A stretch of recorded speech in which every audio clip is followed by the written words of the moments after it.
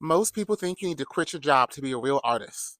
But what if your constraints could actually be the fuel to your success? If you have a 9 to 5 and you want to be creative, this video gives you a survival plan that works. I'm Saranda Devanan, and welcome to another episode of The Habit of Art with Saranda Devanan. I've spent 10 years working in advertising, from politics to entertainment to consumer product goods. I wasted so much time being too burnt out to create or being too scared to create. That's because I didn't have the right plan in place. I know what it's like to try and juggle your art and your career. I know what it's like to work a 9 to 5, come home, and have to work more on your dreams, on your passions. I also know what it's like to come home too tired to create. I know what it's like to feel guilty when you haven't created in months.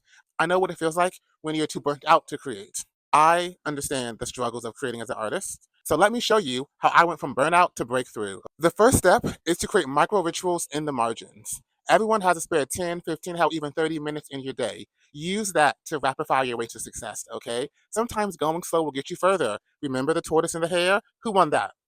A lie we often tell ourselves is that we need large chunks of time to create because our visions requires large chunks of time. But if you break that chunk of time into smaller micro habits, like, hey, at lunch, I'll spend 15 minutes editing this. I'll spend 15 minutes writing this. Hey, on my way to work, I'll build a mood board on Pinterest. Hey, while I'm commuting, let me leave some voice notes for some ideas that I have. Don't wait for the weekend. Create in the cracks. Find pockets of time to build habits in. I want you consistent over anything else because consistency will build and breed the results that you are looking for. Second step is you need to build boundaries that protect your muse, okay? With cell phones and emails, it feels like the office has gone from 9 to 5 to whenever your boss emails you. We feel anxiety. We check work emails on the weekends. Hell, we check work emails when we're on vacation. But that fear keeps you locked in a prison.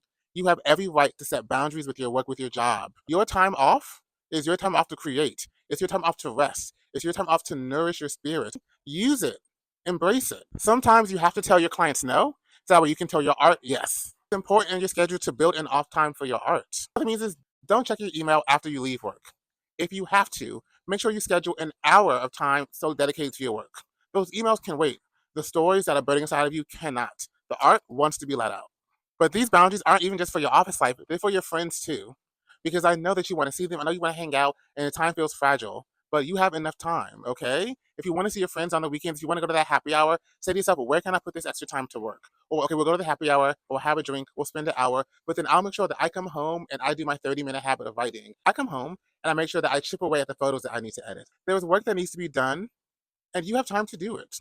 The thing that's stopping you is you aren't setting boundaries. Your habits are a way of loving yourself creatively, okay? And love requires space to grow and flourish. And you can't do that if you don't have strong boundaries. So figure out where you can set boundaries, whether it's on the weekends, if after work, figure out how you can add that time in to make sure that you nurture your true creative self. Final step is to treat your weekends like a creative retreat. You're exhausted, you need to refresh. Go to a museum, take yourself to a spa, go for a hike.